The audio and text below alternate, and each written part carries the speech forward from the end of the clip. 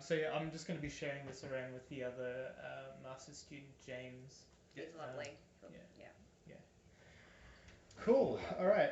So the other day we were talking about the accelerated class. Yeah, it's called Leap at Leap. the school. Cool. Um, So the reason we put that in place, I guess, too, was to retain the higher order thinking kids in the school, because it became sort of common practice that all the schools in the area were offering it as a way to extend and differentiate, I guess, the curriculum. We have run that for the past, I think, 5 years now, approximately. And it runs year 7, 8, and 9, and the students stay with the same group that entire 3 years, and they move to all their classes with that same group. And then at year 10, they can obviously have a selection of subjects, and they go in with the general population. The G-pop. Yeah. So have you both interacted with that class? Yeah, I've gone for sports. Yep. How do you find them for sport compared to the non-leap classes? Bit interesting in a sense. Some of them sporty, some aren't. Yep. But they still give it a red hot shot. Yep. The enthusiasm isn't way up, but they still participate in all sports. Sure. Kind of thing. Yep. And I have not actually had a chance to teach a leap class. Yep. So yeah. Yep. Not really had much. Oh, I haven't even been a student manager for one either, so I've not really had much to do with them. They generally toe the line in every sense of the word. Like they're in uniform, they're on time, book papers, pens, all that. The kind year of 8 stuff. ones did have some bullying issues, which Yeah. was the first. Yeah, that's hierarchical kind of Yeah. stuff. They tend to slag each other pretty quick and know your weaknesses and stuff like that. Yeah. Because they're leap. And the leap class was purely the first year based on testing scores, but in the second year they actually went on interview and went on some social skills and some leadership and other more rounded approach to it, which is the better way of doing it. Yeah. We were talking about that the other day. Do you know what social skills were tested? That sort of thing. Oh, just making sure they were willing to engage in discussion and actually have the class be, a class where they're interacting and collaborating rather than working solitary. Yeah. So compared to when you were just testing for intellect and then after testing for social skills, yes. How did you find the based off what you've heard? From what I've heard is that first year that it was really hard to get the kids collaborating and discussion was minimal. Yep. Because they were very introverted. Yep. And they needed students to be more well-rounded. Yep. Cool. And now they're much more interactive, I assume. Yeah, it's more of a holistic intelligence. So they're intelligent in many ways. Social emotional intelligence. Yeah. Cell program. Which is our cell program, which is a program we do. Right. Interesting. Maybe. Would you mind talking about that? I hadn't heard of it. That's yours. Yeah. So the student managers across year 7, 8, 9 run a social emotional learning little seminars. So we go into our classes that we coordinate, and we have some different topics that the welfare coordinator and group have put together for us to sort of go through. So in year 7 there was a lot on bullying and empathy. Yeah. And we sort of had a little program that we went through with them and some activities to get them thinking. It's like ethics and personal development sort of thing? Yeah, probably more personal development. Yeah. And really getting them to... I was trying to help, I guess, some of the issues that were arising at each year level. They're kind of targeted. We find that bullying can be quite a big thing in year 7 because they're new and everyone's trying to shuffle for position. And empathy is a really... a big area that we're trying to push so that even if students don't get along, they are thinking about how others are feeling. Yeah. And is the CEL program specific to this school, or have you adopted it from... I think it's been adopted from other programs, but I'm not sure how it's run in other schools. I know in other schools there's sort of pastoral type programs that might be similar. And this is I guess specific to ours, but based on on literature and So you've adapted it. And what the welfare coordinator has found works in other schools and what was needed here at this school. Sure, awesome. So next, just talking about the independent education plans and the assisted education plans. Is that what they're called? Yeah. So we have ILP, Individual Learning Plan, and ILP is maybe because of some behavioural concerns or more, and that what the student might need for some support and accommodating students. So the key word is accommodating. So we're not modifying the work. They're still expected to work at the standard, but accommodation, is the key. Do they need more time? Do they need notes or assistance? But you still need them to do the same assessment task. Or maybe it might be due to a disability, so it might be that the print needs to be a certain font or a certain size, which is different. Individual learning plan is different to an individual education plan. So individual IEP, individual education plan, that's when the content and the curriculum is changeable, and that student is has a diagnosed learning disability. And with consultation with their parents and the integration team, we've worked out goals that are maybe not curriculum based. They're more around personal development. So that can be fully modified, the IEP.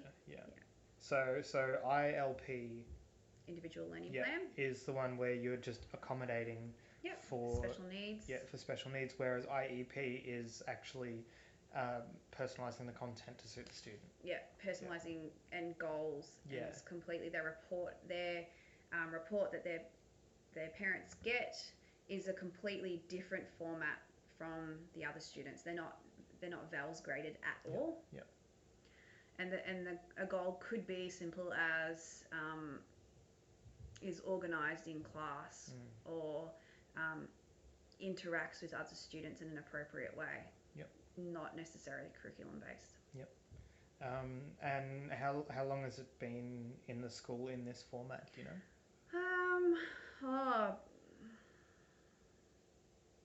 Probably before me. I've been time. here for 8 years. Probably in the current format at least 8 years. It's probably been in different formats before then. So compared to, say, primary school, when the students who need an ILP or an IEP come into secondary school, do they respond in a particular way that you found, or do they like, oh yeah, I'm used to this sort of thing, it's very... It depends. It just depends on the primary school they've come from and what systems the primary schools had. Maybe they've not been aware that the accommodations or modifications have been happening for them in primary school. Maybe they're a bit more aware in high school. But if it's an IEP or an ILP, it actually is done with the student. So the students in high school are actually a part of the process, and they're considered for what their short-term and long-term goals are. They're actually questioned on that. And it's sort of part of a whole team putting that together. So the teacher will put it together, but it's looked over by the integration unit of people, and it's looked at with the welfare coordinators, and there's a whole team working with those plans, as well as the student manager and the teacher. So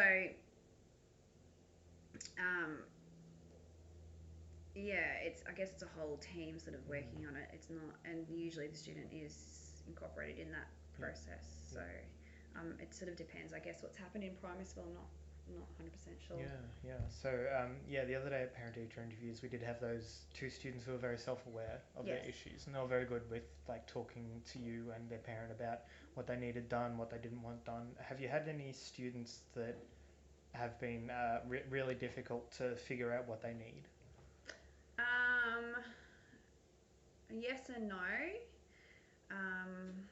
As I said, it's usually a team, so it's usually, and I guess that's what's part of the VIT registration now is that we have to do a certain amount of disability training because up until now, teachers have sort of been guided by the team in the school that have the specific training and skills.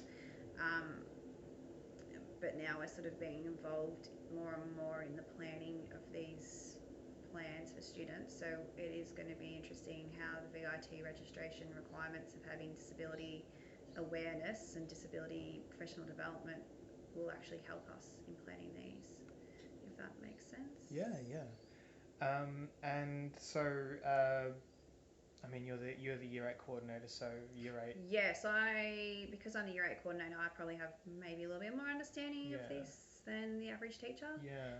The average teacher will be very involved with the IEP because they have to write them and submit them.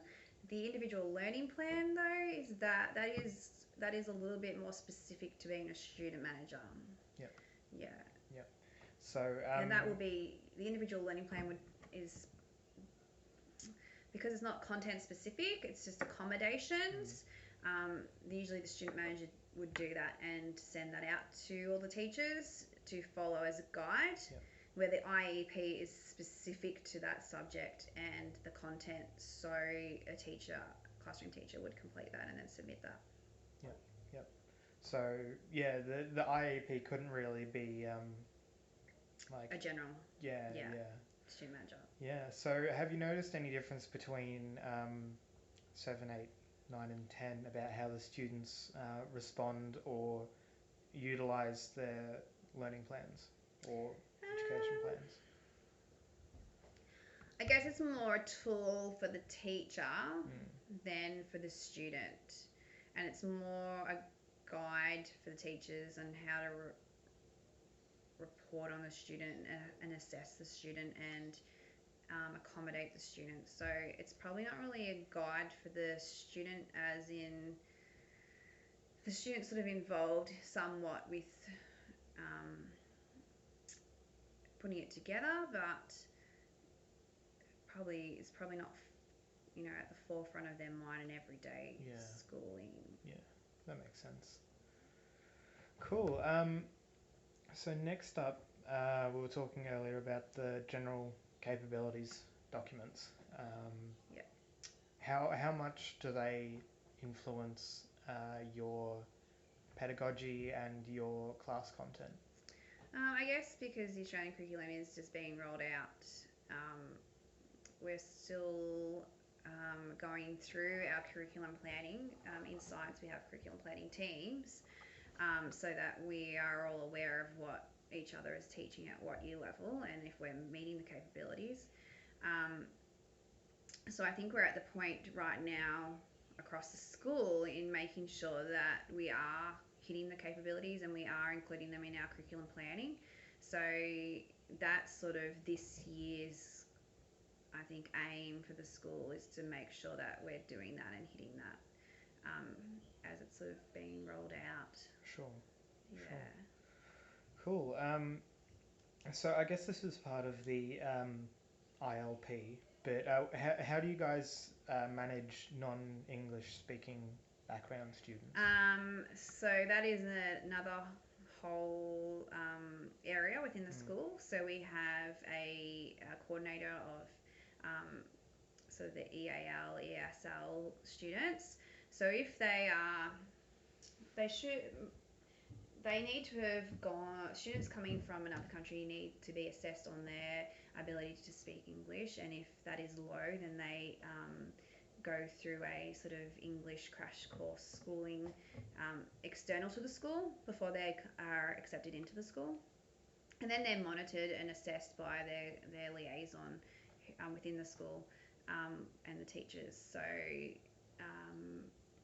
if they need extra support or extra time, then they can be accommodated in classes. So I guess it's not a formal ILP, rather than an awareness of who the students are that might need sort of a little bit more of accommodation. Yeah. It's not really a formal plan that we put together on paper. So we still in the junior school. In the senior school, I'm pretty sure there is a more formalised in year 11 and 12 because it's external testing. Yeah. Cool. So I've noticed in the classes I've been with you for so far that there are some ESL students who are like really integrated into the group work, and the rest of the group will try really hard to get them up to speed. And there are others that seem really really isolated and they'll just kind of follow the group around to make sure they're getting that work done. Have you found that in general students are welcoming of ESL students, or are they more isolated in the community? No, generally at this school they welcome them very well. This school's actually, the students are pretty, even with, you saw with the year 9 student, I mean, he started last week and he, has been included straight away. And Mike, who only started halfway through last term, is also in that group, and he, again, they were really great in including him.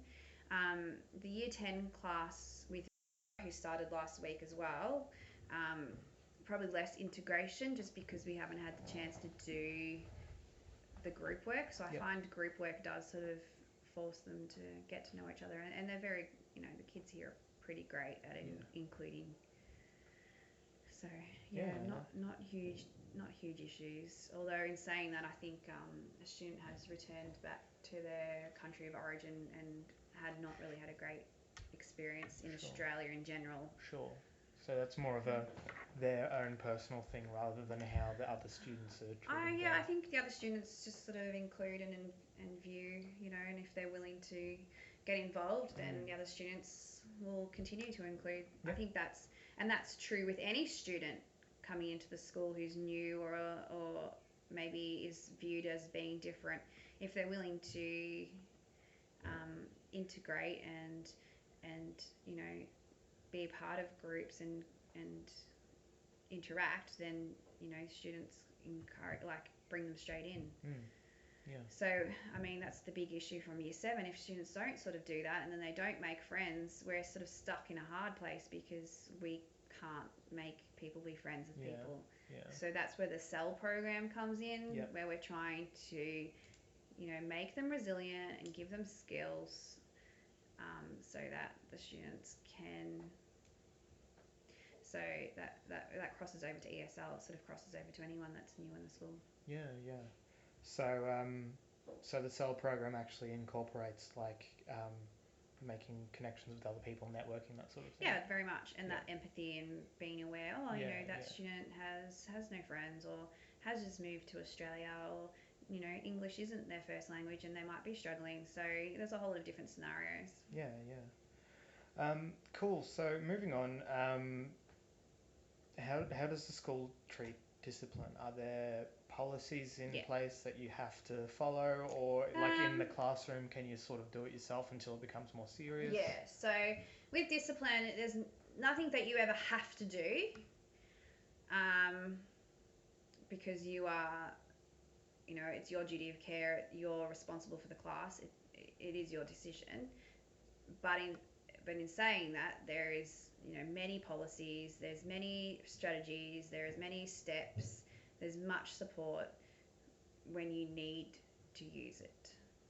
So it is up to the teacher to make the call in the classroom, and then if it goes beyond what the teacher is able to, happy to, capable of, then there's steps to follow. So the teacher has some strategies: sending students out, asking students to be quiet, asking students to stay back, having detentions, removing objects of distraction like iPads, phones. If the teacher is consistent and they're doing that and they do it again and again and again, the students still are acting in the same way, that's when the student manager is notified. A parent might be notified as well at the same time as the student manager. And then if it goes sort of past that, then we might have a parent interview with the teacher and the student. Or if a student does something completely unacceptable, then the student can be exited straight to an assistant principal from class. And then the student manager and the teacher and the student will have a re-entry interview, so the student will not go back to that class until there's been some reconciliation between the student and the teacher and how we're going to move forward. So there's definitely very set procedures, but things like some teachers allow the use of earphones and music in class in certain instances. Some other teachers, no, not at all. And so each teacher will have their own rules and what they think is acceptable, their own sort of, as a professional, what they are happy to run with. They'll pick their battles. So in general, do you find that the discipline methods that the school has set in place are realistic in the classroom? Are they effective? Yep. Yeah. I think so. I think that it's a real mixture. So you'll have some teachers who are really confident with disciplining, and as a student manager, I will never hear from them. They can completely deal with the students, deal with any issues that arise. They contact the parents and completely self-sufficient.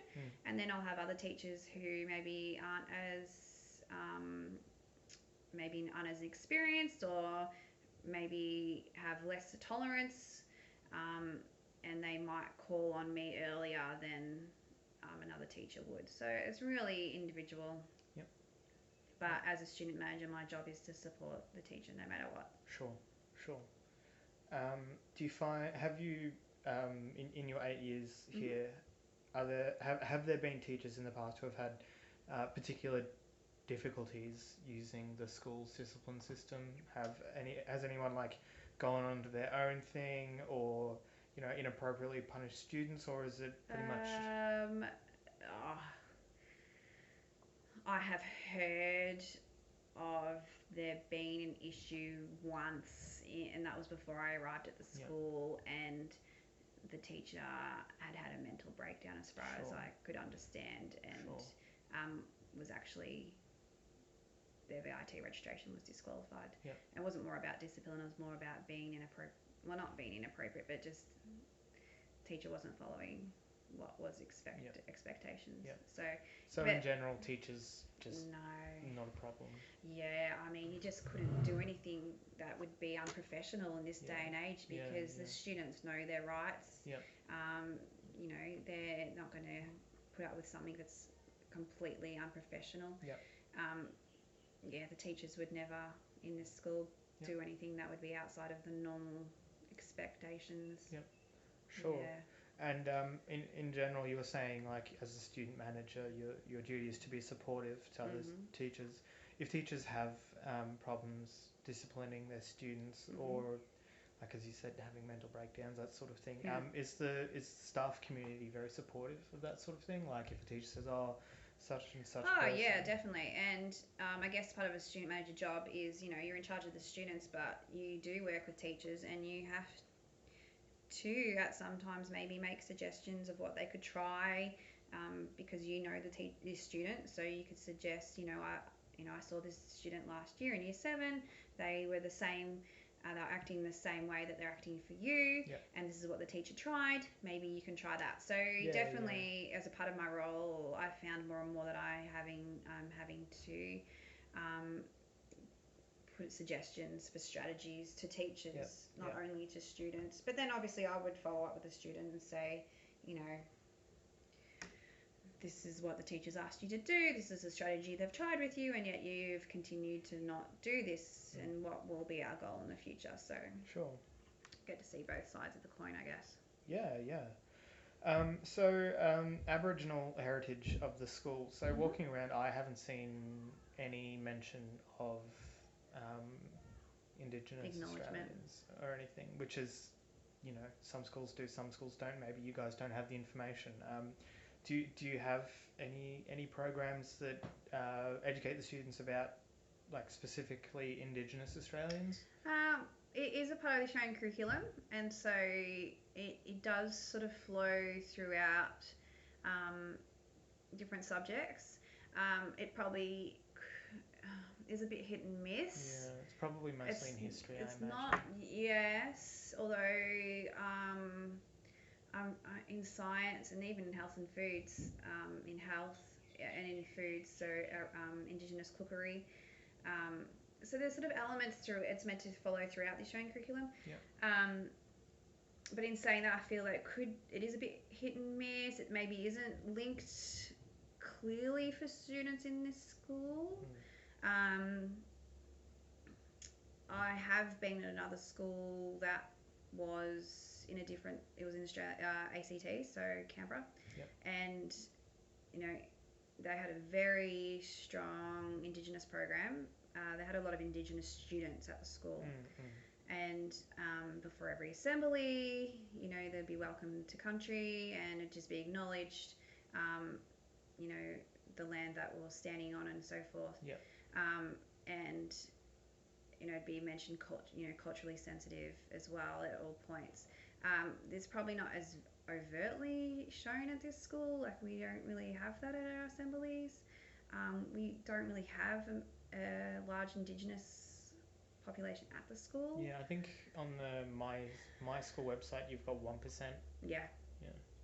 In saying that though, our pathways coordinator has recently, within the meetings that I've been a part of, because I am in that student manager wider network of meetings, there is a program being put in place in the school, and a mentoring program. So you met a mentoring student today. So he will specifically work with Indigenous students, I think is the plan in the future. Sure. So Indigenous retention rates to year 12 is the goal whenever there is any Indigenous students in the school, because that closing the gap is a massive thing. In year 12 health and human development, I get the luxury, I guess, of teaching it because it is a part of my study design. So Indigenous health and Indigenous issues are a part of my course, so maybe I'm more aware of it because I teach it. Sure, that's fair enough. So yes, it probably could be done more, but I'm not sure what's done across the public school network. The school that I was at in Canberra was a private school, and maybe it's done different in different states. I've definitely, of the one private school and 2 public schools I've been to, I've noticed a trend that the private school... That in Victoria, or... Yeah, in Victoria. The private school I went to was a suburban city, and they had like Aboriginal artworks. Yes, that was the private school I was in Canberra. Also Aboriginal artworks, displays. It was very celebrated. And do you think the staff here would be receptive to... Oh, definitely. Very much so. Yeah. Sure. We have a lot of programs. Like, we've got a really good, strong Safer Schools group, which is controversial, with the Victorian government supporting that, but the federal government not supporting Safer Schools. Yeah, there's been stuff going on about that. Yeah, so we have a really strong Safer Schools program here, and we have a lot of programs that are trying to make people aware of different minority groups within our school. So I think if there was more Indigenous integration and more Indigenous programs, I think the staff and students would take that on board, definitely. Sure. So moving on to the culture among the students, there's a very strong sporting culture. Most, if not all, of the students from year 8 and 9 have said that their favourite class is sport, and all the students I've talked to say that they do sport outside of school. And yet I wouldn't have said that we were a sporting, like, sport is, from the students' point of view, very important. Yet I think if you were to ask the parents, I don't know if externally they would be saying that we were a sporty school. I think we're actually quite an academic school. I mean, you say that, but you've got 20 student teachers doing sports, so... Yeah. I think that is just because of our arrangement with Deakin more than anything. Oh, okay. but yes. Yeah.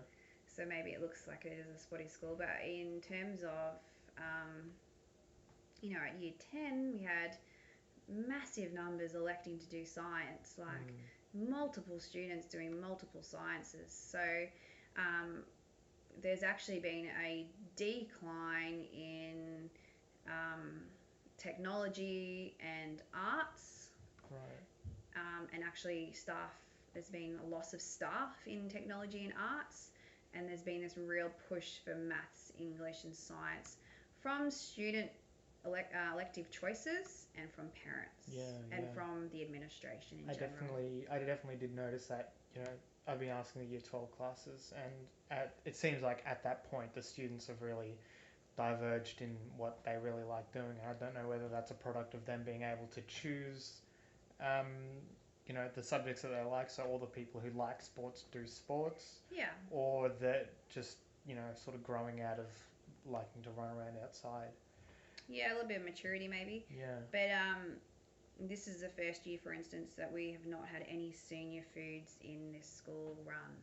Right. So no year 11 and 12 cooking. Yep. Or hospitality, food technology. Yep. And same with art. They've got a combined year 11, 12 class, and same with drama. Yep. So there's really been a push in the school, and that has been generally felt across the school and has been quite explosive at staff meetings, that there seems to be this push towards maths, science and English, and which we're being told is because of the students and the parents' choices, not because of anything that this admin are doing. Has that the been jury's an issue? out. Yeah. So what the arts teachers think someone's out to get them? Technology, art, drama. Yeah. Interesting. I think that we're being maybe phased out. Yeah. So you find that the school kind of adjusts their staff based off the student interest in subjects, not the other way around. Like they don't push classes to, like they don't push sport to get more people into sport, so they hire more sport teachers. Yeah. Interesting. Yeah. Cool. Well, that's all the questions I have for now. Awesome. Is there anything else based off what we've talked about you feel like you would like to add? No, just that there's a lot of these policies. Like you can access a lot of these policies. On our website and externally for the families to access like policies on behaviour and bullying and so that they are aware of the clear expectations. But then internally we have all the performers for classroom behaviour and all the support for sending students out. So in terms of that, there's a lot of documentation. And I'm not sure if that is. I feel like a lot of documentation has been put together by actually he's the liaison for student teachers. So he seems to be in charge of a lot of that policy, but I'm not sure if he sort of it seems to be in-house policy. It's obviously coming from some like reasoning or from some theory, but I'm not sure what other public schools have in place, whether every public school has their own policy versions of things that are specific to the school and the culture. Sure. Well, I mean, I'll send this off to James, and then I'll see if he gets James, if you're listening. If you want to get back to me about any questions that you want me to follow up on, I might go see what he has to say about this.